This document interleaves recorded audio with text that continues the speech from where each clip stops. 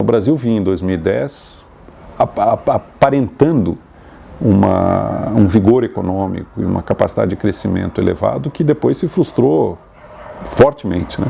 Mas acho que três coisas aconteceram. Primeiro, a mudança do cenário internacional. Há um componente importado, sim, nessa piora de desempenho brasileira.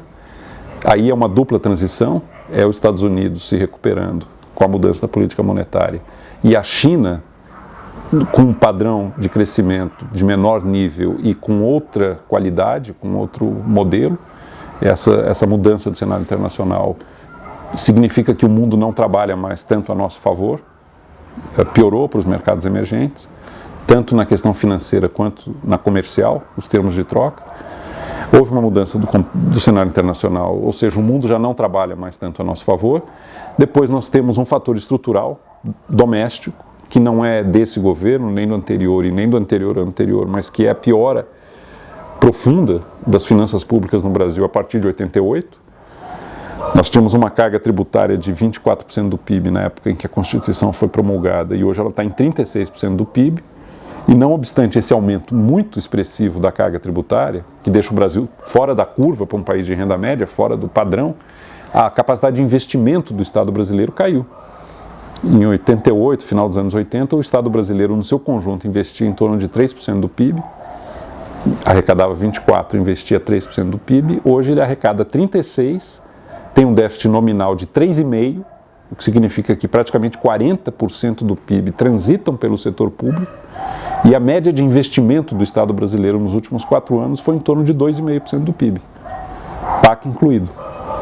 Então piorou muito a capacidade de investimento do setor público no Brasil, não obstante o aumento do dreno de recursos do setor privado que se transforma em gasto corrente. Isso não é culpa desse governo, nem do anterior, mas é alguma coisa que vem se agravando consistentemente no Brasil nos últimos 20, 30 anos, desde a promulgação da Constituição de 88. E o terceiro componente é a piora na qualidade da política econômica. O Brasil teve um momento muito positivo, na minha avaliação, que foi o segundo mandato do Fernando Henrique e o primeiro mandato do Lula, depois que nós adotamos o câmbio flutuante e configuramos esse arranjo do tripé e uma agenda importante de mudanças microeconômicas também feita pelo governo, prevaleceu nos dois, segundo o FHI e primeiro Lula, mas se perdeu essa direção. Já no segundo mandato do Lula a coisa começou a piorar, tanto na macro como na micro.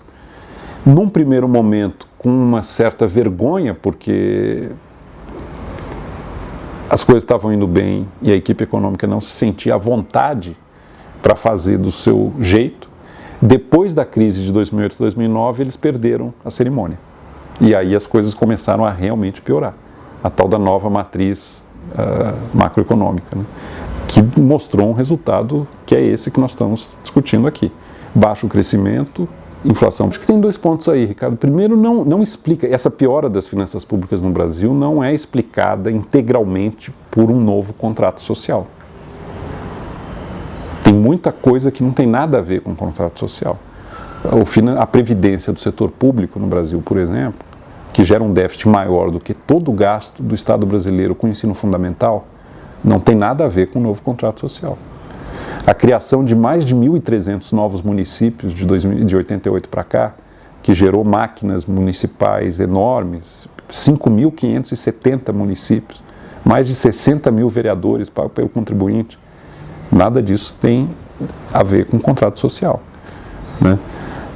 O uso do BNDES, que vem sendo feito de 2009 para cá, um subsídio para grupos empresariais de grande porte, no descolamento entre juros, que é maior do que o Bolsa Família e que está altamente concentrado num grupo restrito de grandes empresários que teriam outras maneiras de financiar seus investimentos. O BNDES aumentou em quase 400 bilhões de reais o financiamento via endividamento do Tesouro e a taxa de investimento ficou exatamente onde estava. Não houve nenhuma mudança, só mudou a fonte de financiamento, que agora é altamente subsidiado.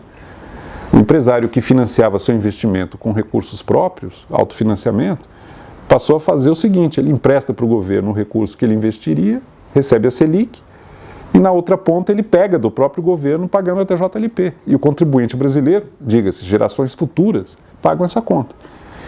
Então, achar que o aumento do Estado no Brasil foi todo para financiar políticas de assistência social tá equivocado. É uma parte e não é a mais importante dessa conta. Agora, nós temos que dar sequência a um movimento que é muito bem-vindo de inclusão social no Brasil. Eu acho que é uma conquista brasileira. Agora precisa pensar em como capacitar brasileiros para que possam gerar renda pelo seu trabalho. Eu gostaria de estar num país em que 1 milhão de pessoas, quando 1 milhão de pessoas sai do Bolsa Família, a gente comemora. Não quando mais 1 milhão de pessoas passa a depender do Bolsa Família. Bolsa Família tem que ser uma alavanca e não uma muleta.